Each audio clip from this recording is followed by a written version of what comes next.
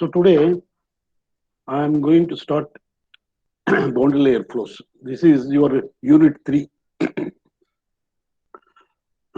Don't get worried about the title, module 1, part 1. This is prepared for some other course. So there it is, module 1. So in the boundary layer flows, we'll be taking up these following topics: development of boundary layers on a flat plate, then laminar and turbulent boundary layer, then velocity distribution within boundary layer thickness, viscous drag, and then there are other definitions for the boundary layer identification through what are known as displacement thickness, momentum thickness, and energy thickness.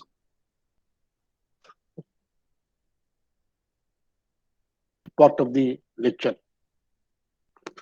So the total topics that are included in your entire syllabus include, apart from this, there are some other things also. But basically, these are included.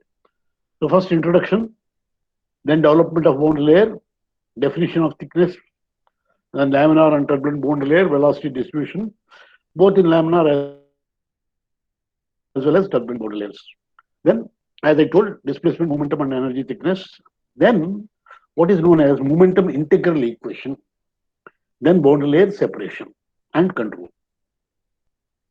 So, let us first proceed to the introduction of boundary layer. What is boundary layer? Now, you consider the flow of two types of fluids. One is an ideal fluid and aerial fluid. Now consider a plate. This is a plate. So past this plate, ideal fluid is flowing. Now here I have shown the velocity distribution in this way. Now, assuming that there is a uniform flow, if you put a plate here, what will happen? Now, what is ideal fluid? Ideal fluid means viscosity is zero, and this plate is fixed plate. So, as per the no slip condition, the velocity of the fluid at the boundary will be same as that of the fluid if it is a real fluid. But in case of ideal fluid, because there is no viscosity, there is no velocity gradient that is generated across the flow. So therefore, the velocity will remain same throughout. So flow takes place with the same velocity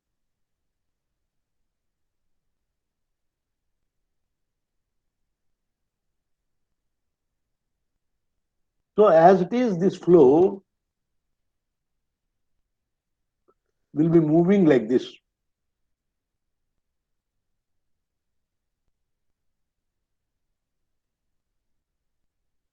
So if you take any section, the velocity will maintain same. If this is called as some u naught or u infinity, whatever it will be same throughout.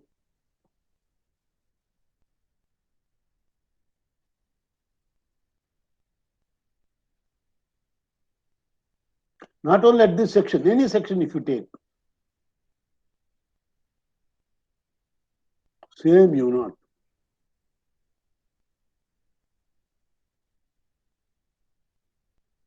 This is the case of an ideal fluid. But when we take up the case of a real fluid, what will happen? Below here, I have given the scenario corresponding to your real fluid case. So when the flow is real, it will have viscosity. So as a result, the velocity of the fluid at this point will be same as the velocity of this boundary. Now this is not moving. This is stationary, a fixed plate.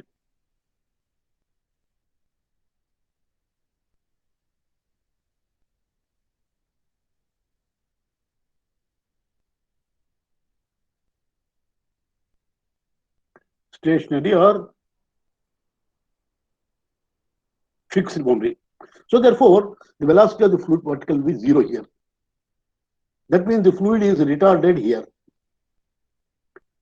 Now, if you consider far off distance, so the effect of this plate will not be felt.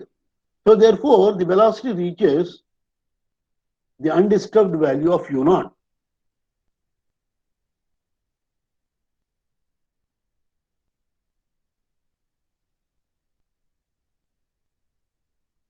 At some distance, vertical distance from the boundary, at some place.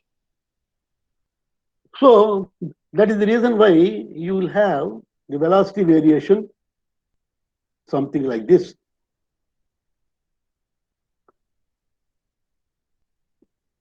Right?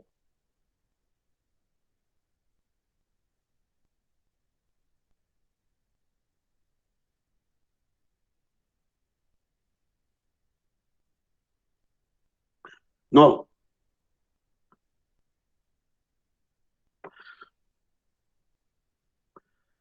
so the retardation when the flow is approaching like this, so the moment this flow, this fluid comes into contact with this body here at this point,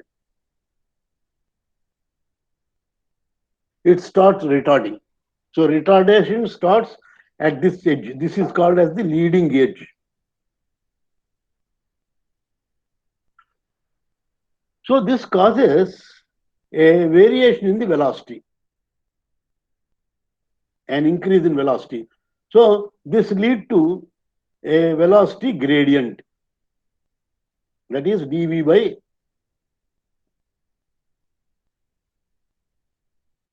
dy.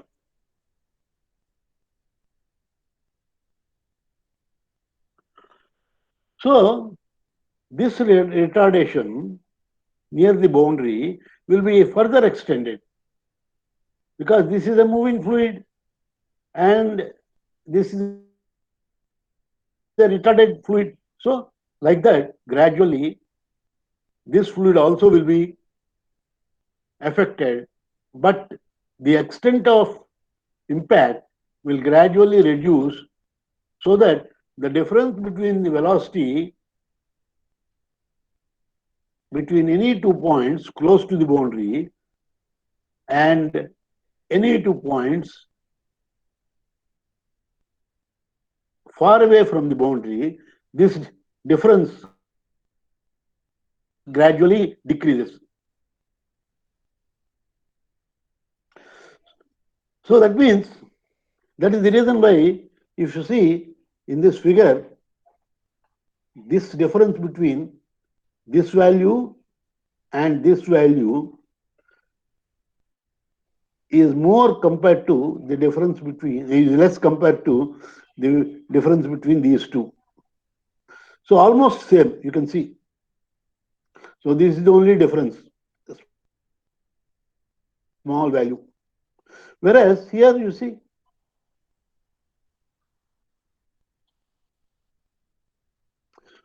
so this value is more for the same distance of delta y. If this is delta y,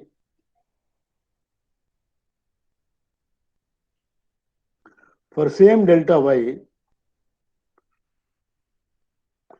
dv is different. dv near the boundary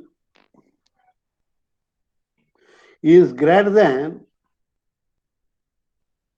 the difference far away.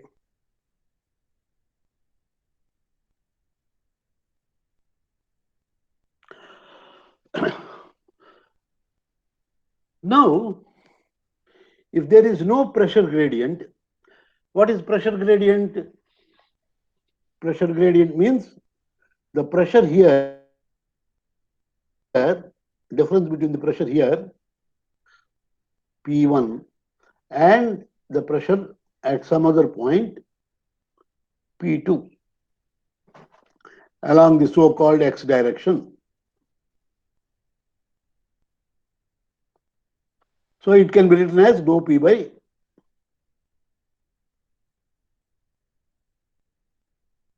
dou x.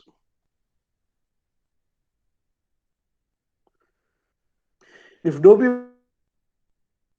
by dou x is there, so the velocity, the pressure at downstream point will be less than the pressure here.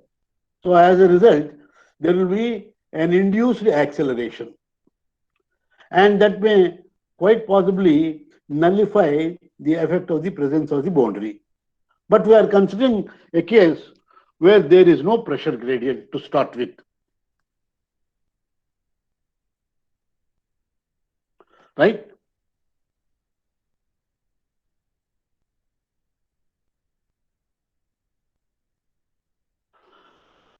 So, far off from the plate, from the plate, the velocity reaches the undisturbed value. So far off from the plate, velocity remains same as the free stream velocity. That means the velocity with which the fluid is approaching the plate, u0. So this particular concept of reduction of velocity and existence of velocity gradient is introduced by Ludwig Prandtl in 1904. So Prandtl's boundary layer theory it is called as. So the practical problems associated with this boundary layer flow are all flows in closed conduit. Now you have a pipe, for example, you take a pipe like this.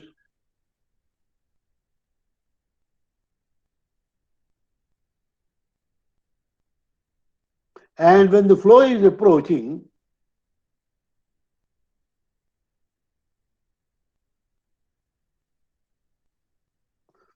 so here and here, the velocity will be 0, whereas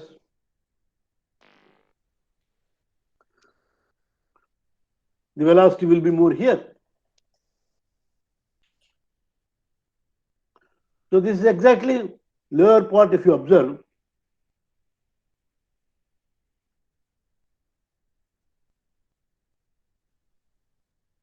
Is it not same as this one?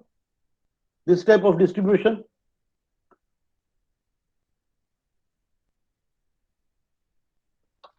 It current పోయిందా రావట్లే కదా వచ్చిందా okay. Similarly, in open channel flows also, the velocity, this type of velocity distribution will be existing.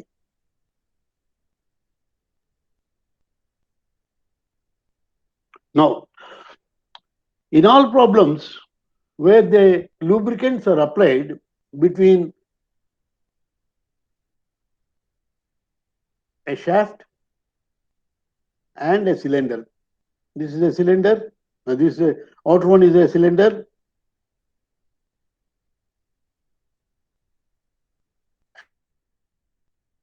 and inner one is a shaft. So here you may have some fluid in between. So either when this is rotating or moving, this type of velocity variation will be seen. In our aeronautical problems as well as atmospheric problems, now if you consider the flow of air, in the case of, suppose there is a sea here,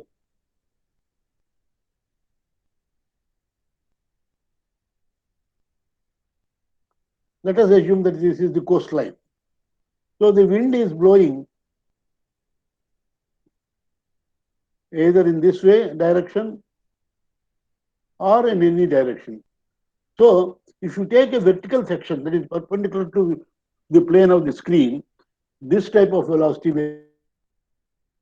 variation will be observed. Or if even if this is going on in this direction also,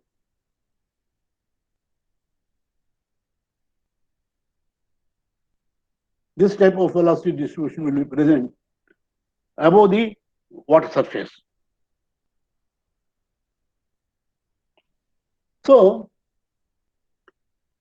if we consider a flat plate, this is stationary, this is fixed,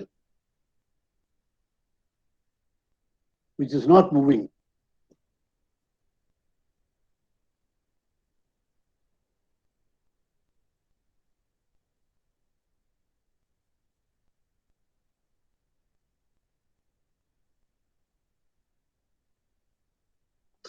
It's not moving. So the retardation starts here.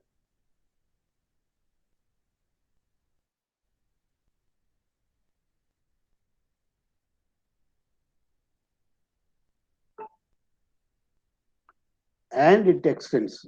So this is how the gradual change in the velocity takes place. You can see initially almost same velocity, but there is a reduction, and you can see the difference between these two sections. So more retardation here.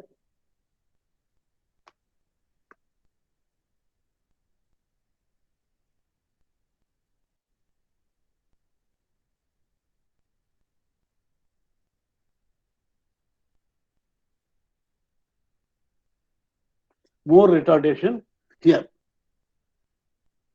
So delta x is defined as the thickness of the boundary layer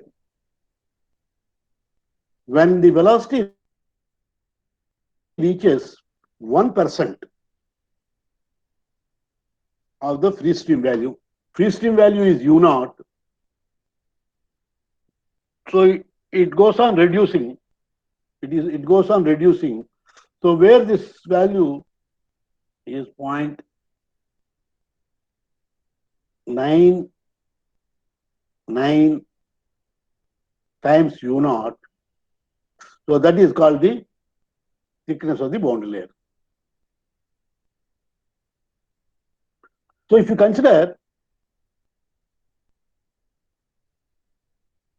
this is the thickness of the boundary layer here, and this is the thickness of the boundary layer here.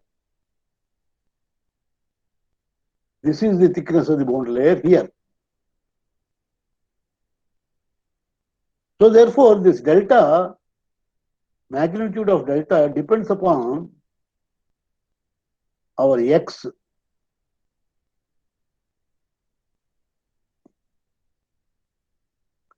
That is the reason why it is written as delta of x. So this is the definition. Now, this is of course x direction, and this is y direction.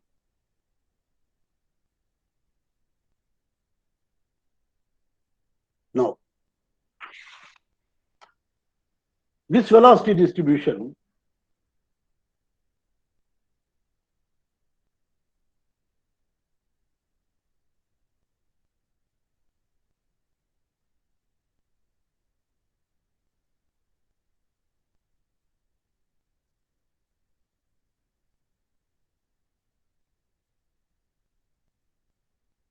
at any section, if you take,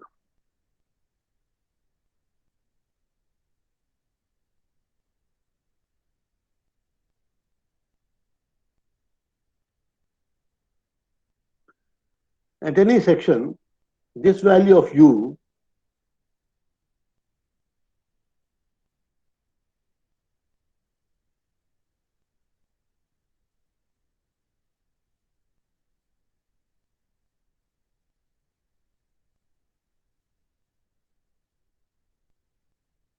depends upon this distance y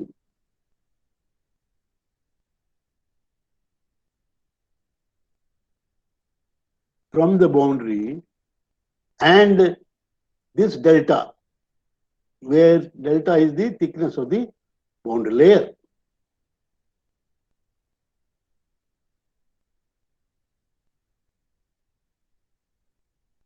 So this is a non-dimensional form. The left-hand side is non-dimensional.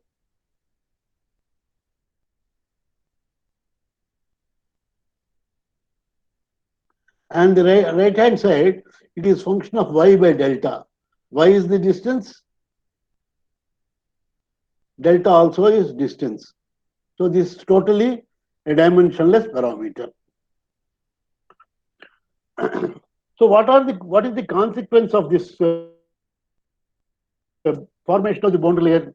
Now, originally the fluid is flowing with some velocity.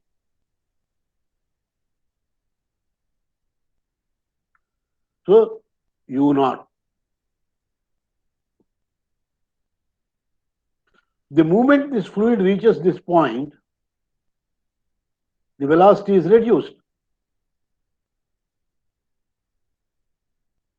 So there is a reduction in the velocity.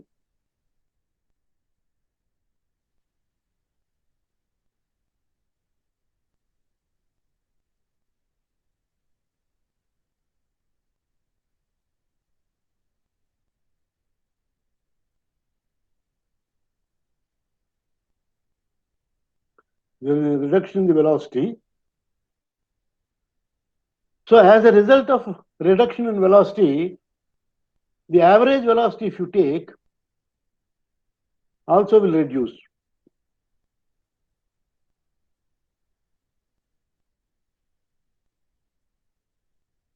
See, if you take a section here, before the flow approaches this, throughout the velocity is u naught. So therefore, the average velocity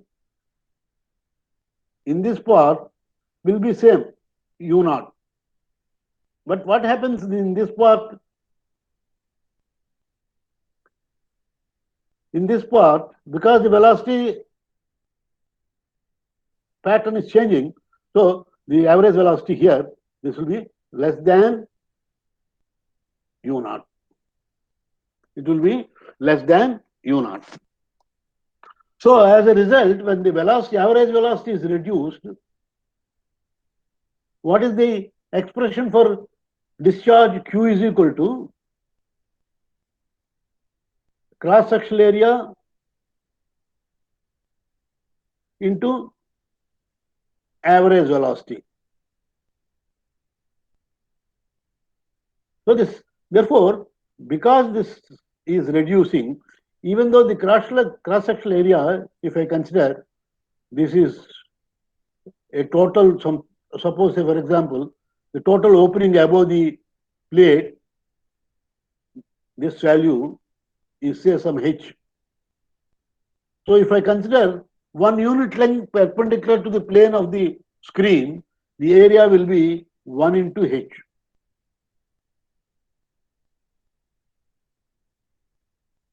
So the rate of flow will be 1 into h into average velocity, which is u0 here to the left of this, whereas here it will be 1 into h is h, and a quantity which is less than u naught. So therefore, q will be reducing.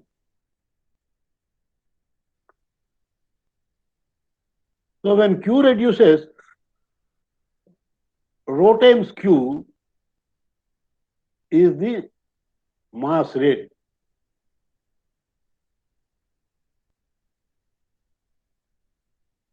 So this also reduces. So there is a reduction in mass rate of flow.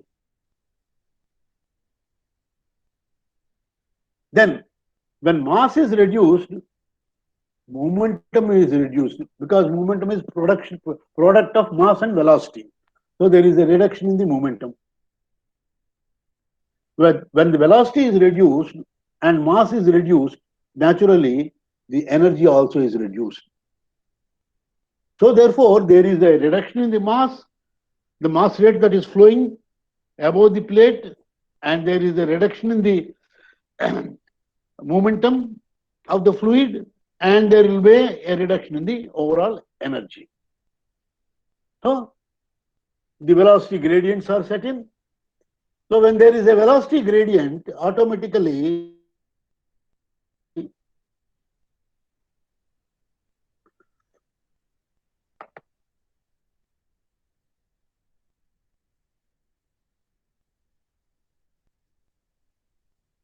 so there will be a value of dV by dy.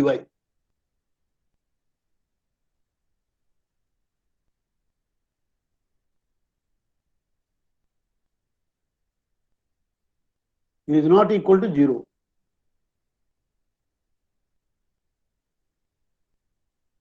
It is not equal to 0. So therefore, tau, the shear stress, which is a product of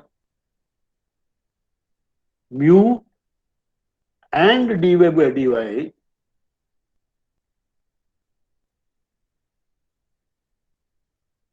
because this is not 0 and this cannot be 0, so therefore this dV by tau also is not 0.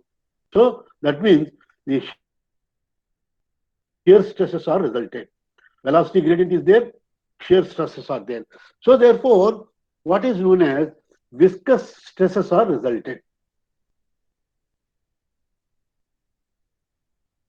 So when there is a viscous stress, already the average velocity is reduced. When we consider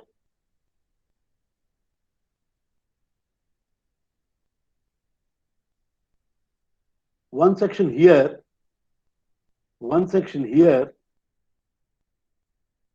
the initial section here, and so here it is the velocity without any reduction. And here the velocity started reducing. And here the velocity gradient is further reduced. So what happens when compared to this layer of fluid here? This layer of fluid receives a reduced average flow. Here the average flow is U naught.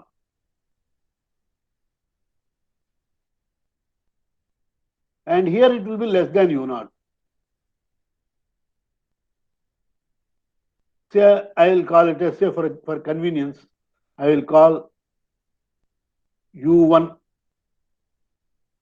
So here the average velocity will be less than U1.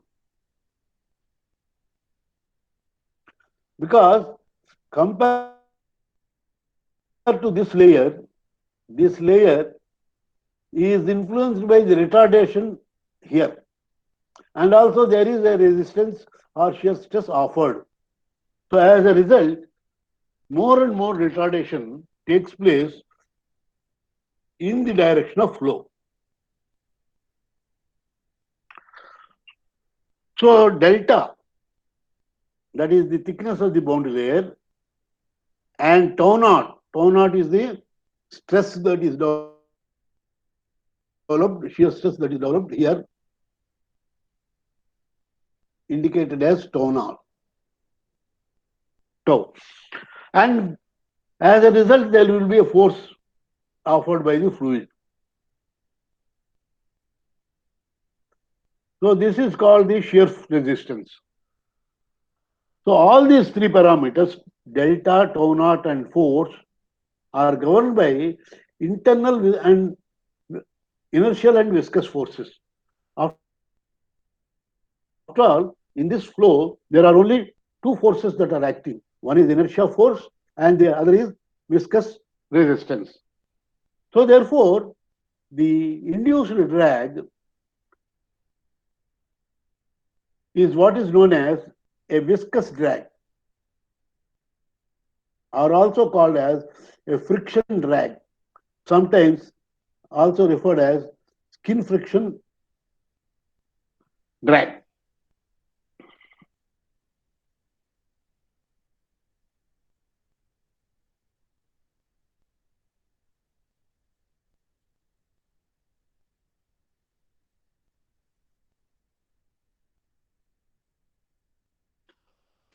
Now, these are the characteristics of boundary layer.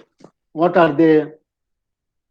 First of all, you should realize that the boundary layer concept is applicable only to real fluids.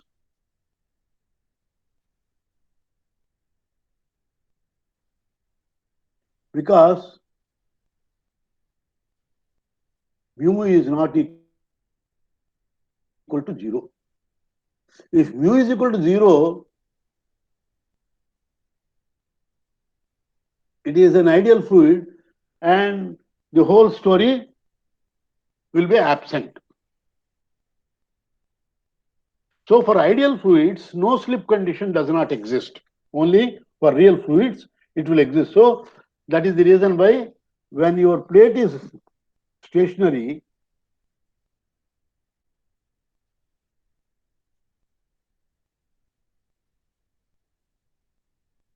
when your plate is stationary, the velocity of the fluid adjacent to the boundary will be same as the velocity of the fluid, velocity of the boundary, which is zero. Flow within boundary layer. Now, this is the flow within the boundary layer.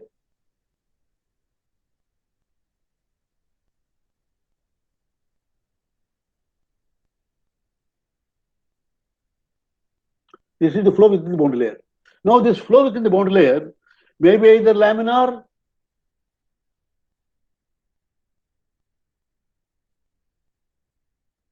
or turbulent. What is the deciding factor whether the flow is laminar or turbulent? With the help of what is known as what number you have to refer to for deciding whether the flow is laminar or turbulent. Reynolds number, sir. Reynolds number. Uh,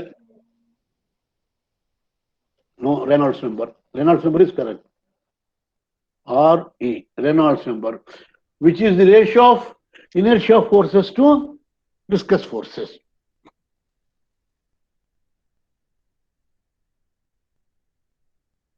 Now, flow within the boundary layer can be laminar or turbulent. Now, thickness of the boundary layer increases along the length of the plate. As you can see,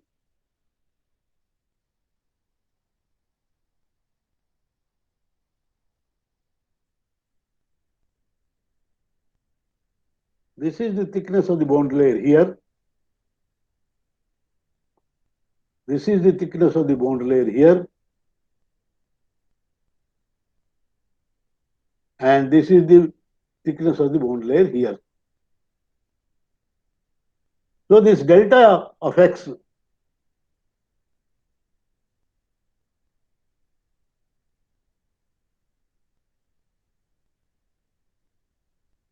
will be increasing, right?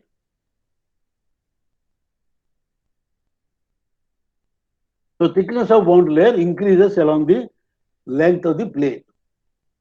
Then next thing is shear stresses are developed. Shear stresses are developed due to velocity gradient. I told that there is a velocity gradient here.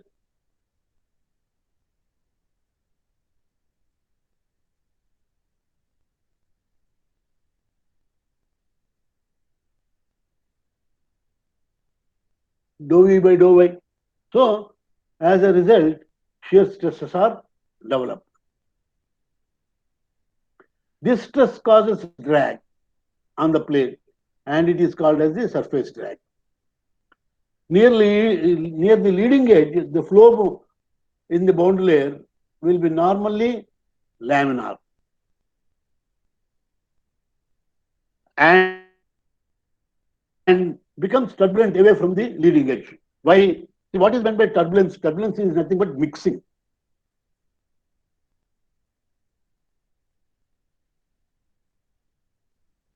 Now, this mixing will be more on the downstream side. As a result, you will have the flow in the boundary layer will be laminar near the leading edge. This is laminar, and if you go further away, it will become turbulent. Sometimes the flow in the boundary layer may be Sir, laminar. sir, outside also Yes, turbulent, sir. Beyond boundary layer. beyond the boundary layer, Turbulent only, sir. turbulence. Cat. Hmm. I'll explain. So what are the consequences beyond the boundary layer, sir? Like potential flow.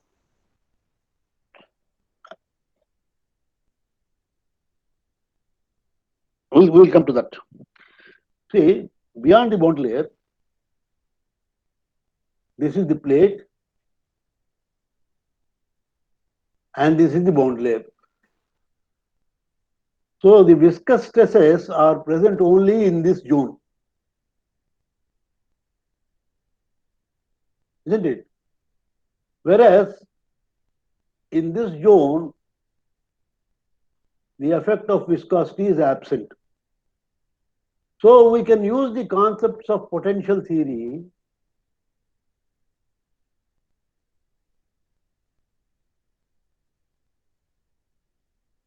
in this area. In this entire area, you can apply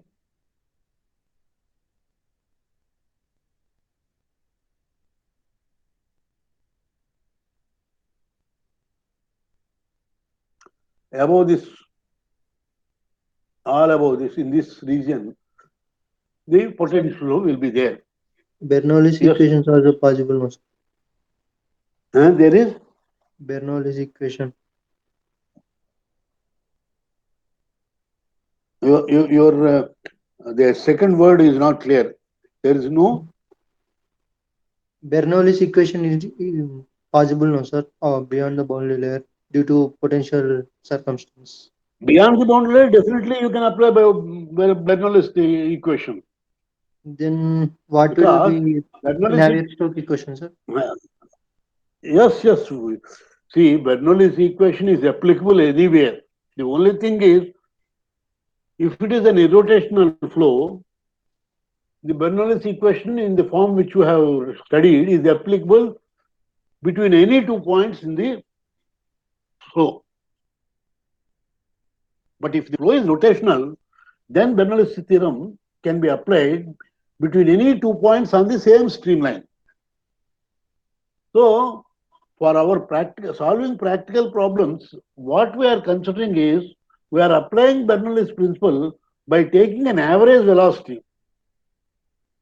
So, that average velocity, when we take into consideration the total energy between two sections, is equated, assuming that there is no loss. But actually speaking, there will be a loss. So that is the reason why we always can say, I will write here.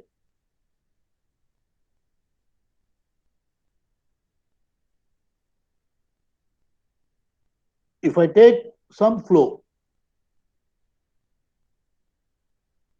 this is section 1 and this is section 2.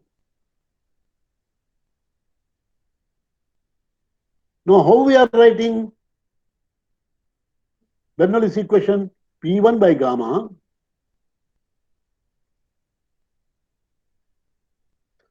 plus V1 square by 2G plus Z1 is equal to constant. P2 by gamma plus V2 square by 2G plus Velocity at Z2, provided there is no loss between sections 1 and 2. Because this gives you the total energy at section 1. And this gives the total energy at section 2. So when we are considering irrotational flow, there are no losses. So directly I can say, I can write H1 is equal to H2.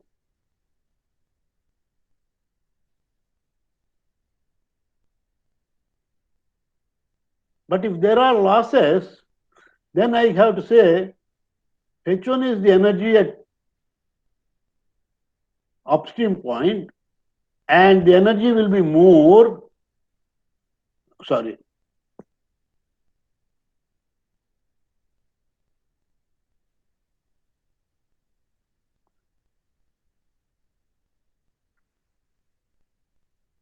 H1 will be more compared to H2 by an amount equal to the losses in between.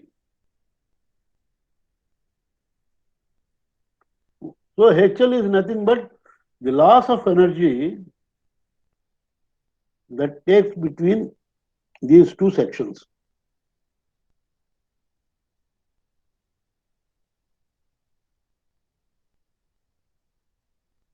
So that is how the difficulty in solving rotational flows is overcome by considering an average velocity and average pressure at this section.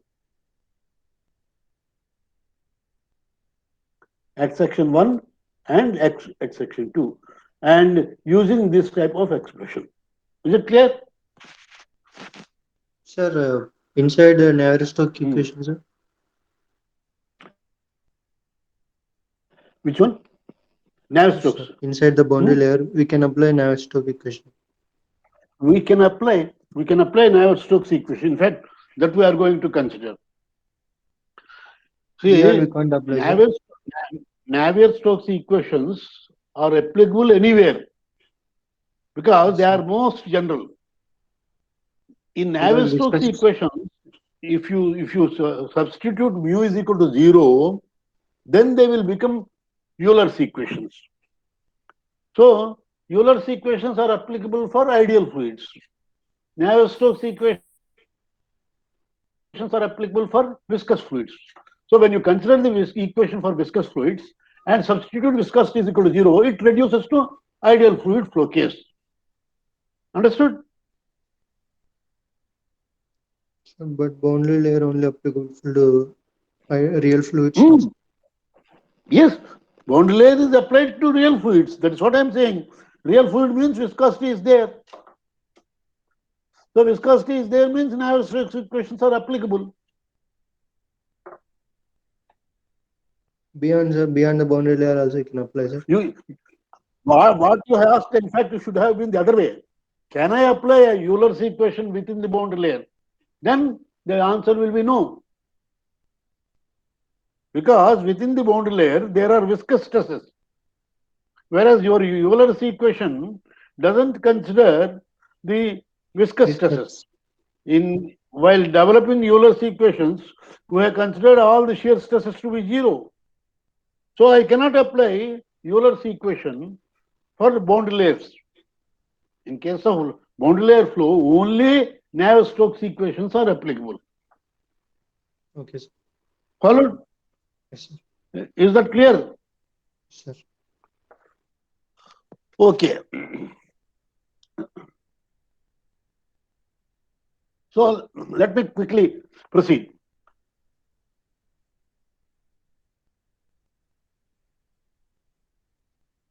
Now, so what we have understood, so delta increases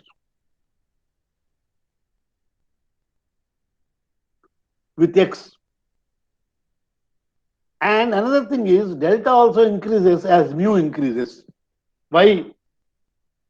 Large mu means what? large mu means more shear stress. So therefore, delta will depend upon the value of viscosity. So therefore, delta increases as mu increases. Now, delta decreases as the incoming velocity increases.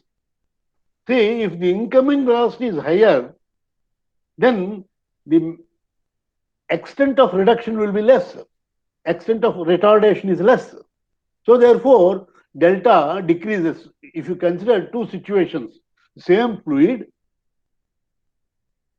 moving with a velocity u naught and the thickness of the boundary layer at say x is equal to 2 units. Same plate, same fluid, same location x is equal to 2 units.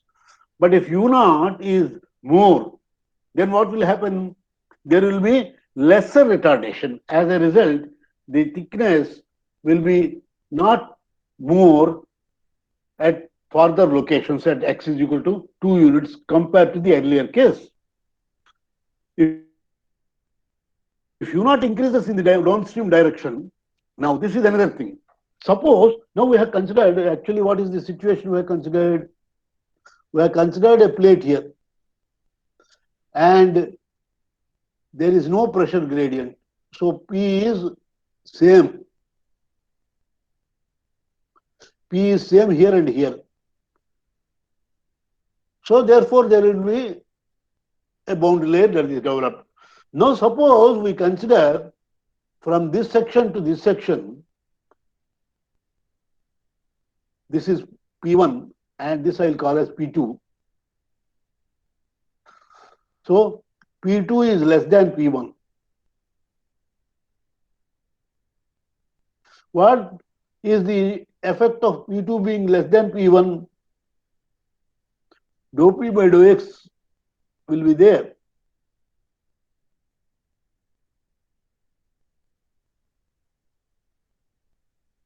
This is not equal to 0. So that means there is an acceleration, the flow takes place. While applying the Navier-Stokes equations, what we have seen, when there is a pressure gradient, there will be a flow. When P2 is less than P1, the velocity will be existing. So therefore, when pressure is reducing from one point to the other point, there will be an acceleration. So that acceleration will nullify the effect of viscosity. So therefore, if there is a delta P dP by dx value,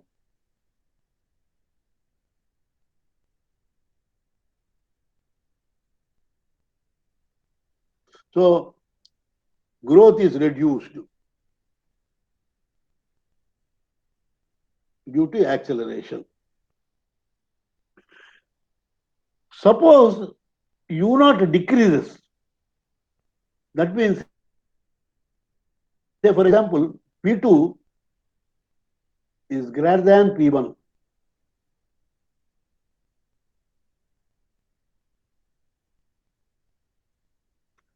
So V2 will be less than V1.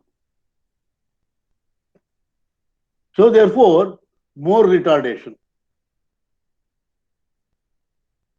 So there will be a faster growth.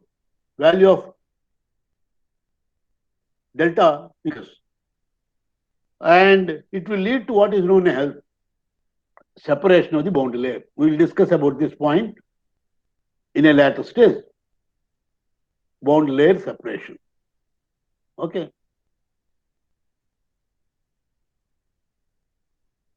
Now, what we do is, we'll try to obtain a relationship for the boundary layer thickness.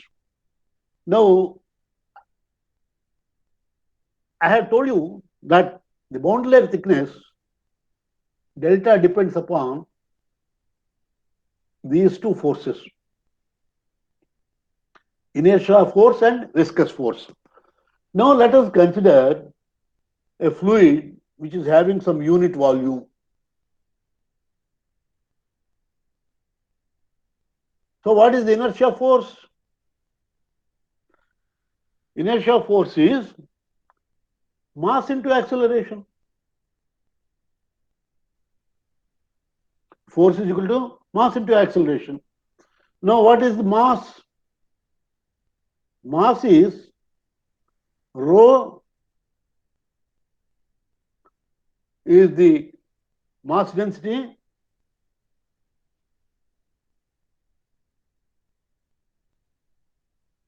and what is acceleration? Acceleration is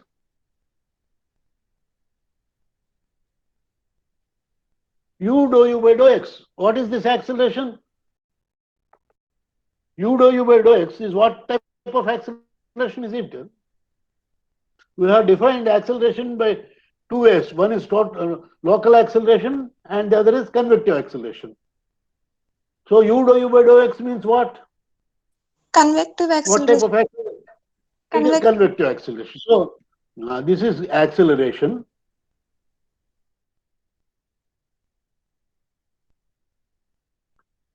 So this is acceleration.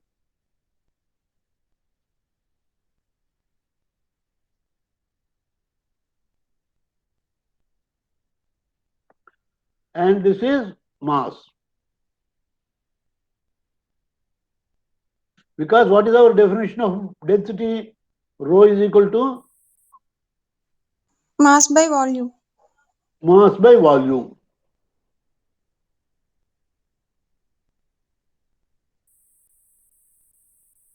So we are considering inertial force per unit volume.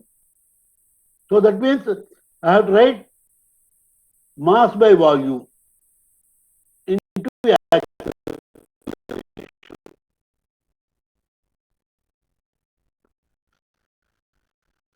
mass by volume is nothing but your rho and your acceleration. So inertia force per unit volume is written this way.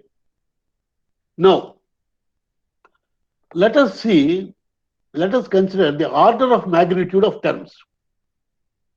See, rho is rho itself. It is a fixed quantity.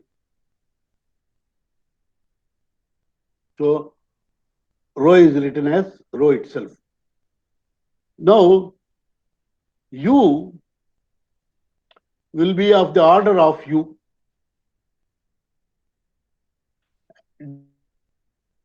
Du also will be of the order of velocity. And dx is the order of length. So, if we substitute these things, what we can say that the inertia force per unit volume will be of the order of this value.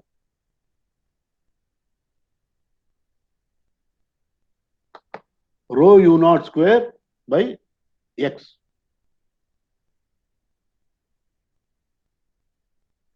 Similarly, let us consider viscous force per unit volume again. So viscous force per unit volume is equal to change of shear stress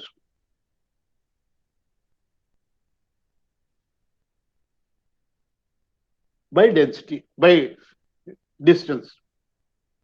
Now what is tau? Tau is nothing but mu du by dy. So if I substitute here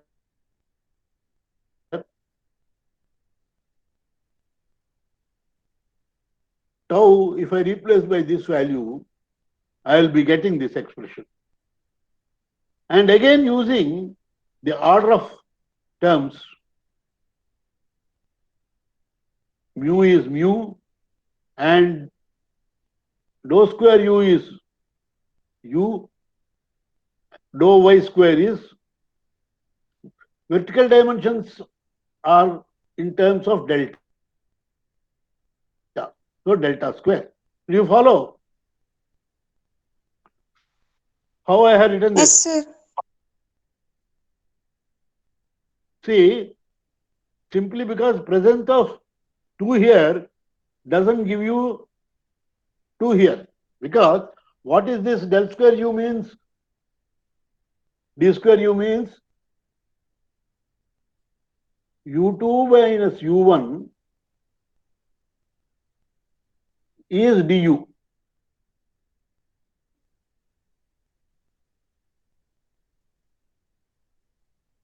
Right?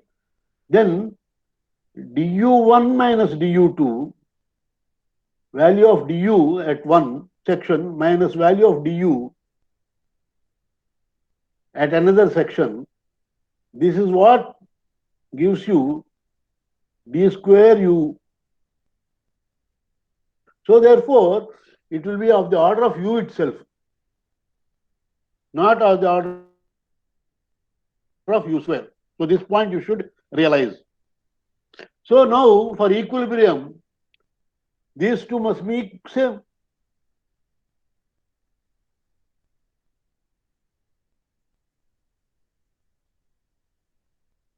So equate these two.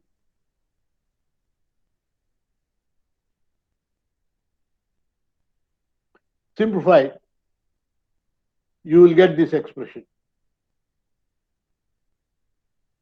All of you,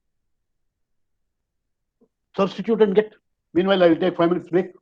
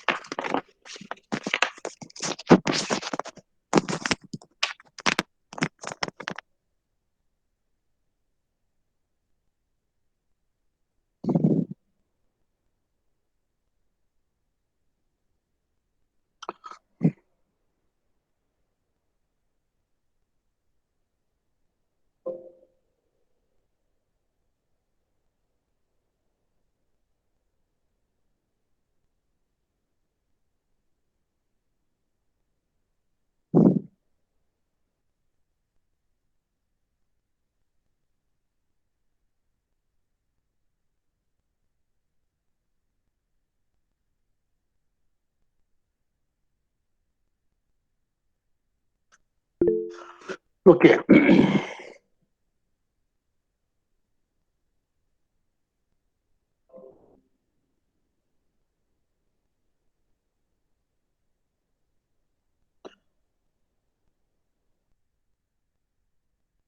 So therefore,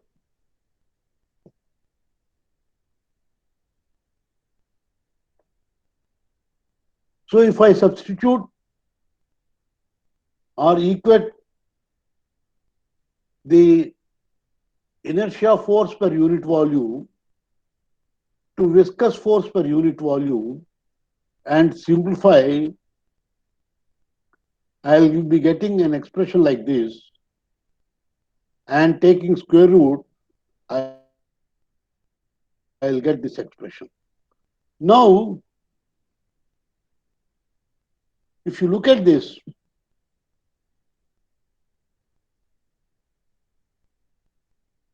if I divide both sides by x, then I will be getting delta by x. So here also I have to divide by x. So if I take this x inside, it will become x square because it is under root. So as a result, this x will get cancelled with one x here, and it will become, you will get delta by x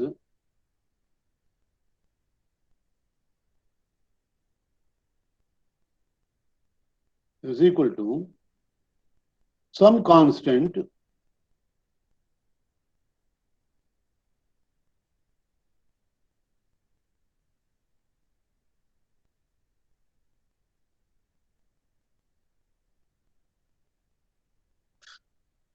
now this will, what it will be is, you are having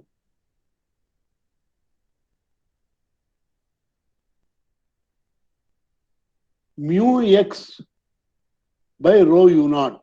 So when I take this x, when I am dividing, you will get an additional x here. Now what is this rho u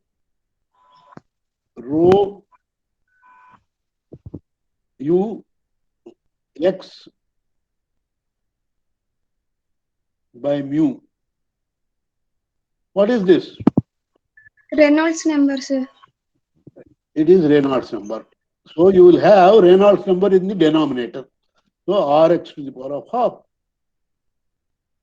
So this constant is written as it is. So therefore, what is the outcome of our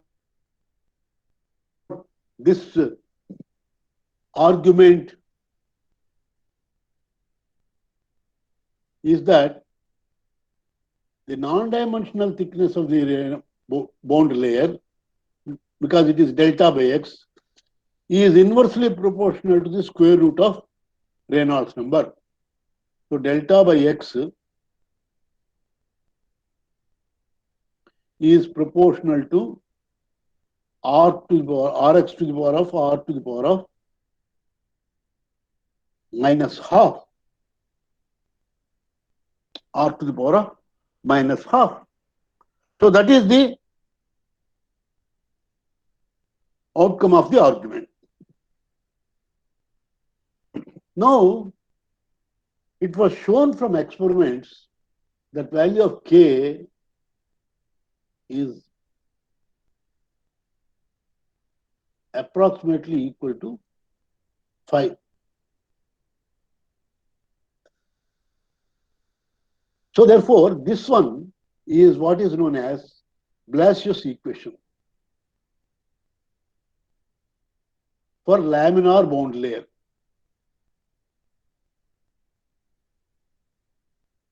Because we had taken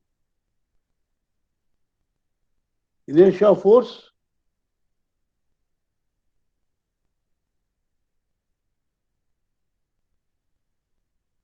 and viscous forces, right? Now, if I continue the same type of argument, I can write tau at the boundary, at the wall, boundary shear stress. It is called as tau naught. Tau naught is nothing but mu dv by dy or du by dy at y is equal to 0. So, again substituting the orders of magnitude, so tau naught, mu, this is u, and this is delta. So what you get is tau naught is equal to of the same order of magnitude as the product of mu, u naught, delta. And for this delta, you substitute this expression. So you will get tau naught is equal to this expression. Right? So if you substitute Rx this expression and simplify, what you will get is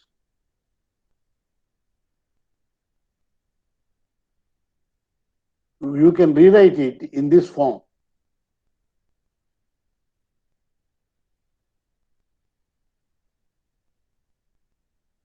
Where CF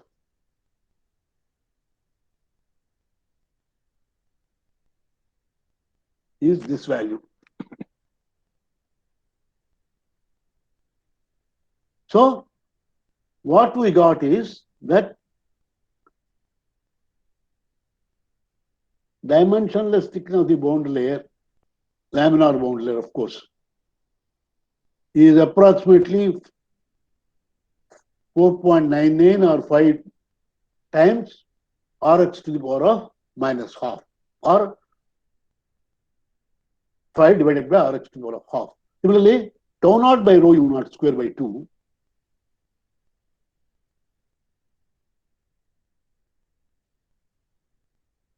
is equal to 0.664 by Rx to the power of half. So these are the two expressions we could obtain. Now, what is this tau naught?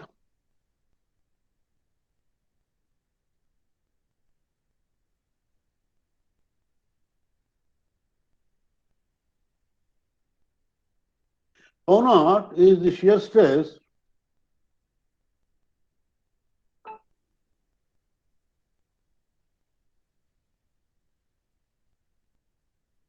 at any section at a distance of x from the boundary, from the leading edge.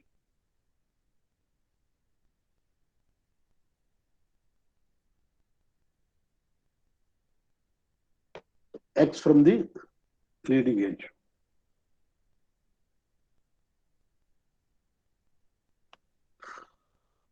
So, if you consider the entire plate,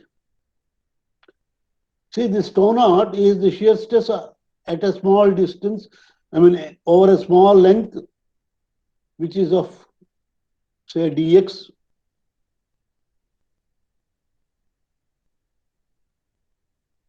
located in any x. So if you want to find out the total resistance offered by the fluid, if I call this as F, how do you get force from stress? Force from stress is equal to, what is the relationship between force and stress? Stress Pressure is equal to force by area. Or force is equal to stress Into area. multiplied by area. So if I say dF is the force,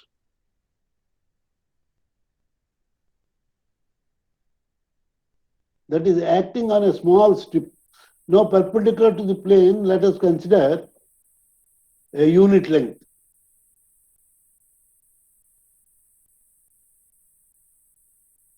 So this is the shear stress, tau naught, tau naught. So what is this area? What is this area? dy into 1, sir. Delhi as a Huh? area. Small element. Area is dA. So what is its value? 1 into dy.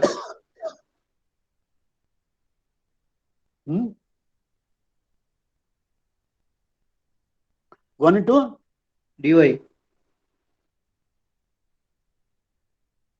dy is vertical. What I have done, what we are considering? dx We are dx. considering Double x. a small length dx. And we are considering this area.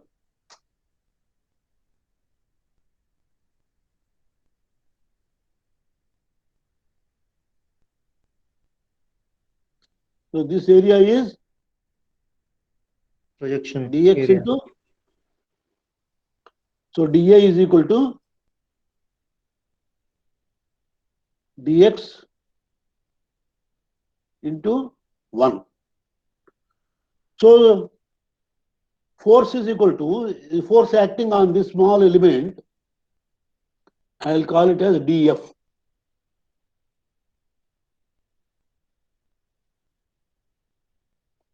The force acting on this element,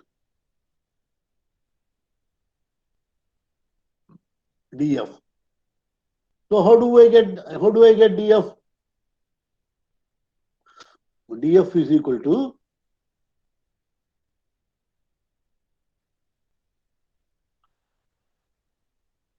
shear stress at that point,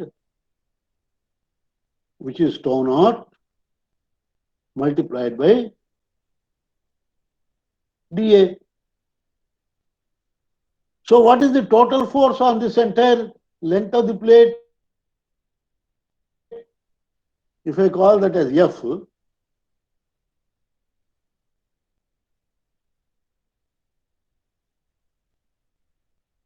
if I want to get total force, what I have to do? Integration. Integral over 0 x to x is equal to 0 to L. This is L. M infinity df theta into del. plate, whatever is the length L. of the plate. So x is equal to 0 to L. Come on, substitute your expression for tau naught. and carry out the integral and get it. All of you work it out.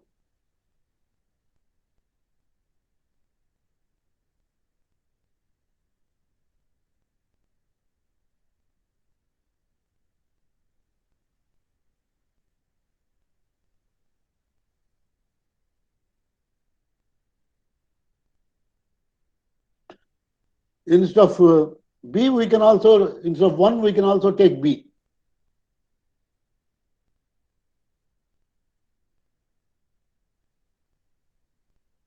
I have taken B, actual one. Otherwise, I can also take 1. It doesn't matter. Come on, you get this. The way in which we have expressed tau naught in a dimensionless way,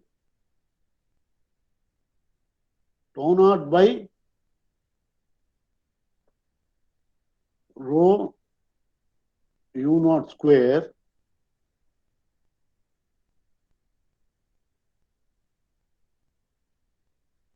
as small cf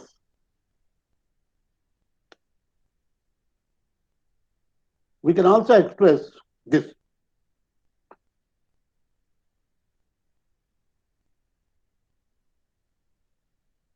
Because that was a stress, area was not present, but because this is force, the area will be present.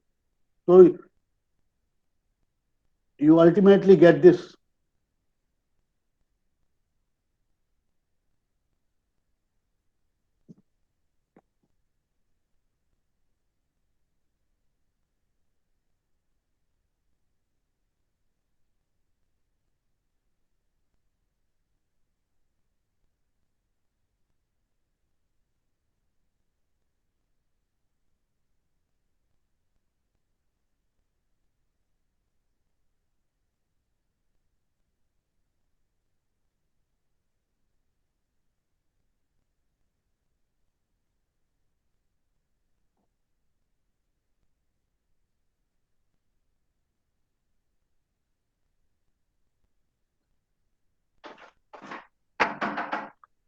Uh,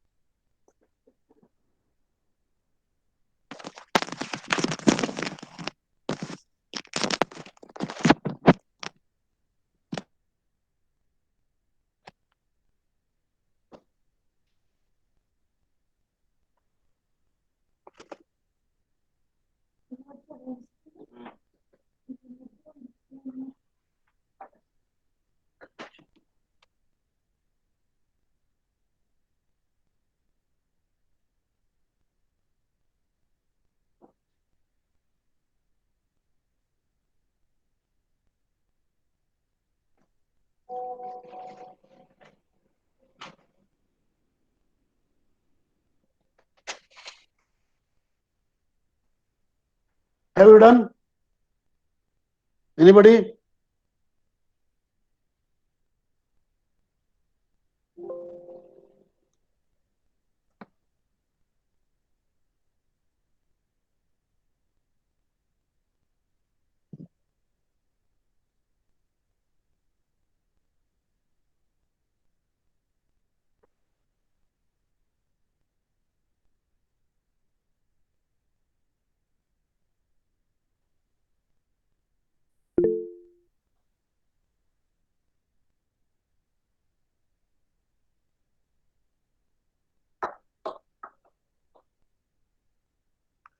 ఏంటి?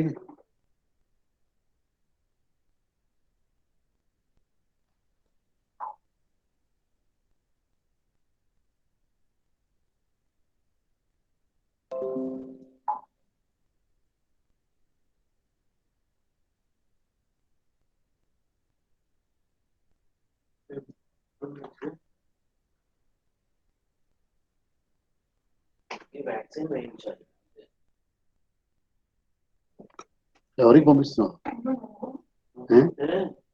ఇప్పుడు bird flu కూడా వస్తుంది పిల్లలకి. ఎవరికి? వీడి vaccine గురించి ఆ, పిల్లలకి ఇప్పుడు బర్డ్ ఫ్లూ కూడా వస్తుంది. ఎవరికి కిట్ ఇద్దా? చూడండి దాని గురించి ఏంటంటే ఎప్పుడు డ్యూ? ఎప్పటి నుంచో ఉంది డ్యూ. ఎప్పటి నుంచో డ్యూ ఉంది. మరి ఏమిటన్నారు? నేను మాట్లాడుతాను. Okay.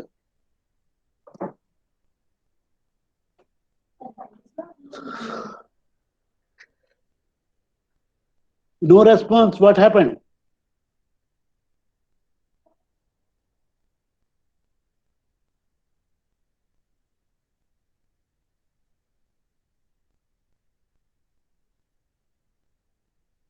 See, everything is shown here. You substitute for Rx and carry out the integration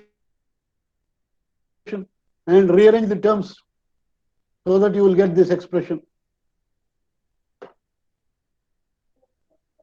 Already tau naught is substituted.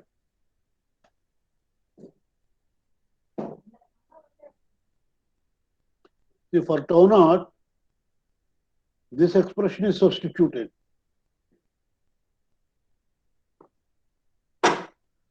So Vdx is Vdx. So this in the curved brackets is the entire tau naught.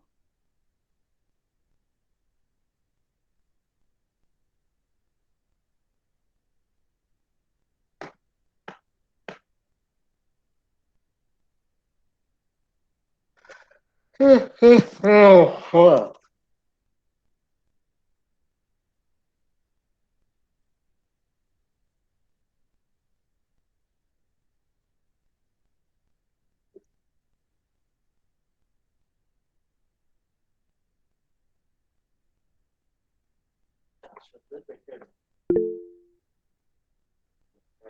Push up కంపల్సరీగా వేసుకోండి పిల్లలకి ఎవరికి.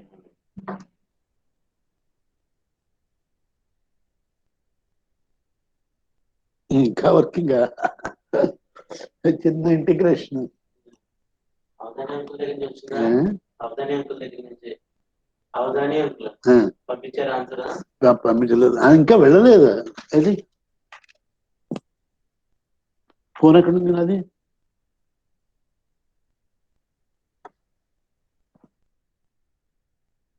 ఇంకా వెళ్ళట్లేదు చూడు. Wifi on చేయలేదేమో మీరు. ఒకటికే ఉంది.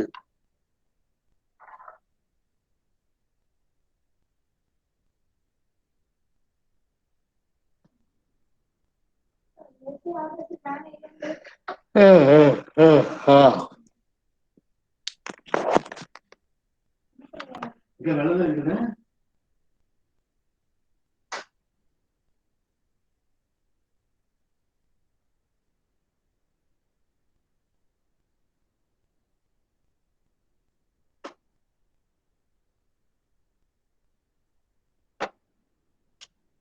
ఇది రిమోట్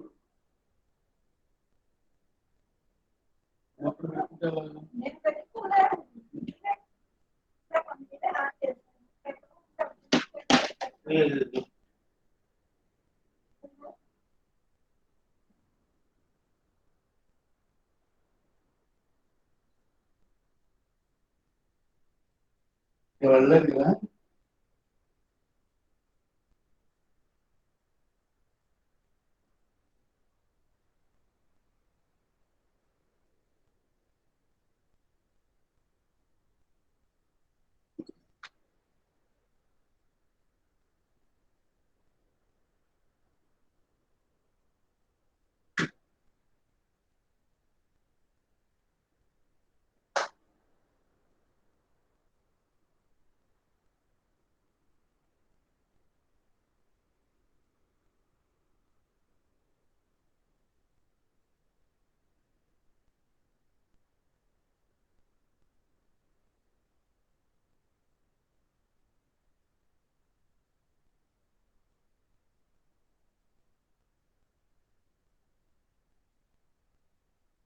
పెన్షన్ చూసా 71,000. 71,000.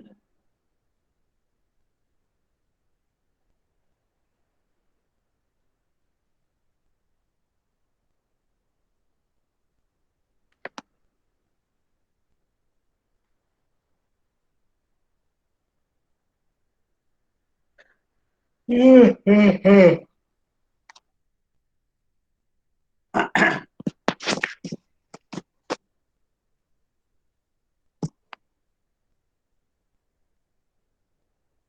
it over?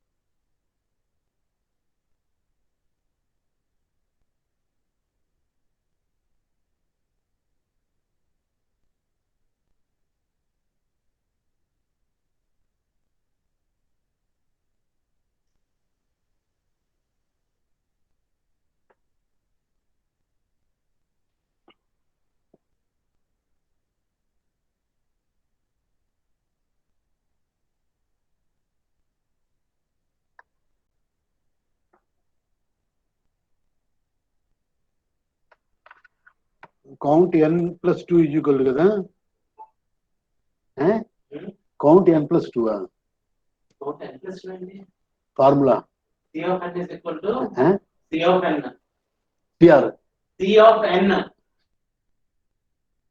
C of n is equal to C of N minus 1 plus C of n minus 2.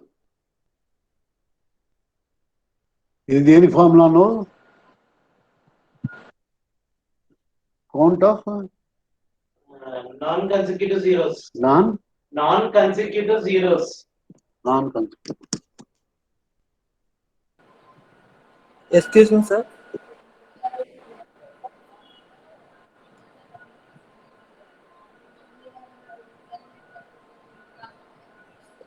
ఇది స్ట్రింగ్ అంతేనా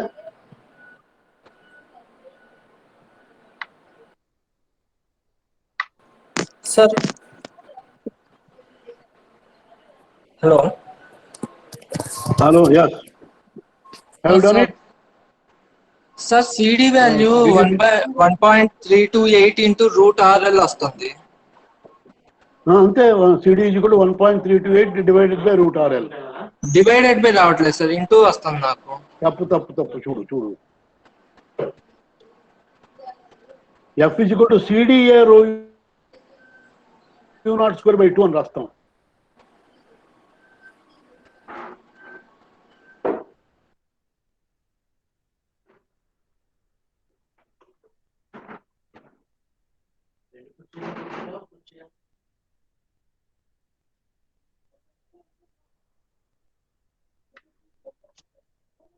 అలాగే సులువు పెట్టుకుంటారు.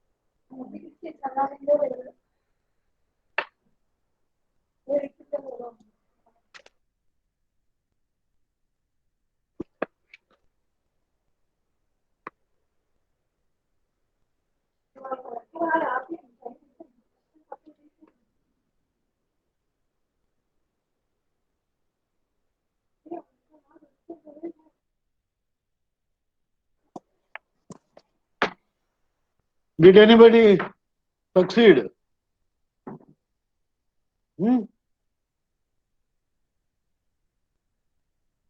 All of you.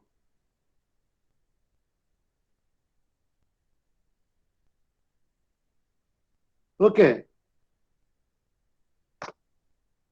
I am winding up. You work it out.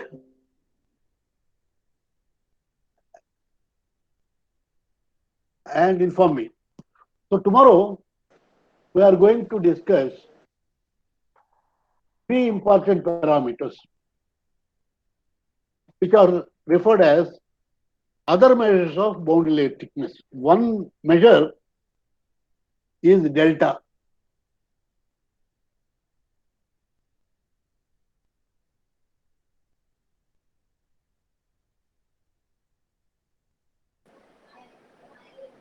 Sir నాకు అక్కడ by ఒక్కటి రావట్లేదు sir, కానీ మిగతా ఆన్సర్ అంతా వచ్చింది. కాపీగా ట్రై చేయి వస్తుంది. ఎక్కడో తప్పు చేస్తుంటావు. Okay sir. So one measure is delta is when u equal to 0.99 u naught. So this is one definition for boundary layer thickness. So the effect of boundary layer can also be considered by three more parameters. One is called as the displacement thickness, the other is called as the momentum thickness, and the third one is the energy thickness. See, in all mechanics problems, dynamics or mechanics problems, we are concerned with forces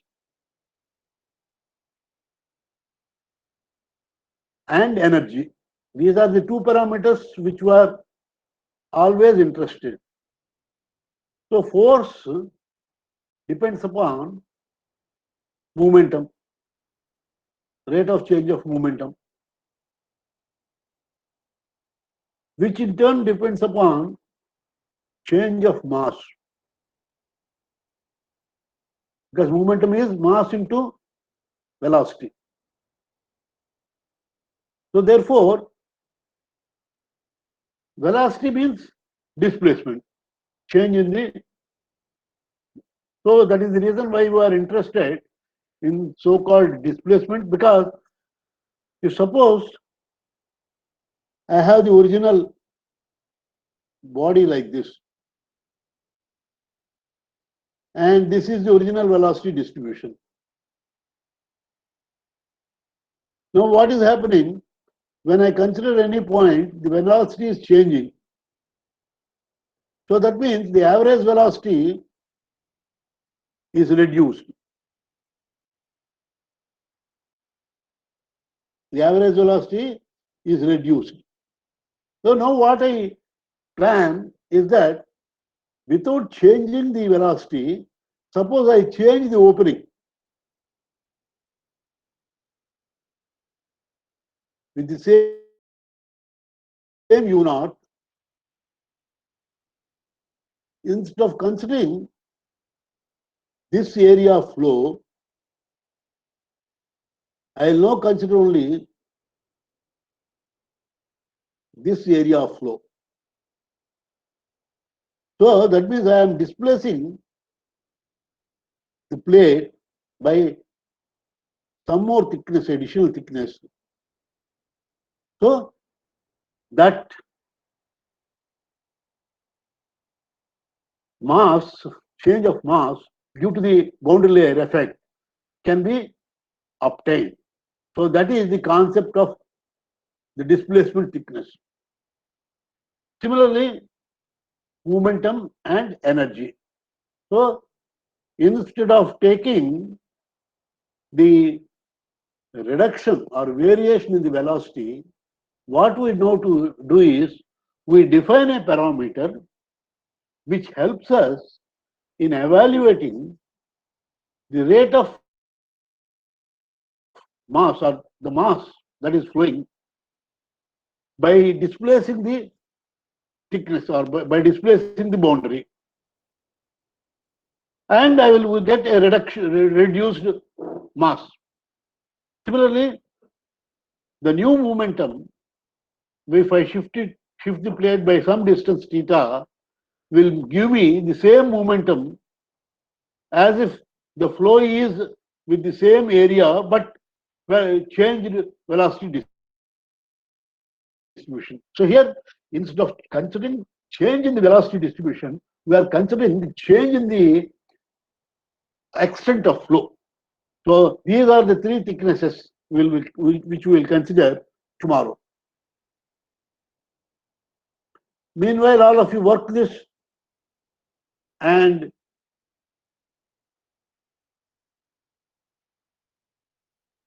confirm this to me.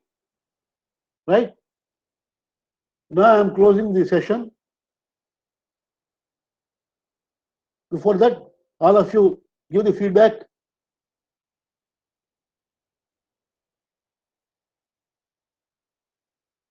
After giving feedback, you can leave.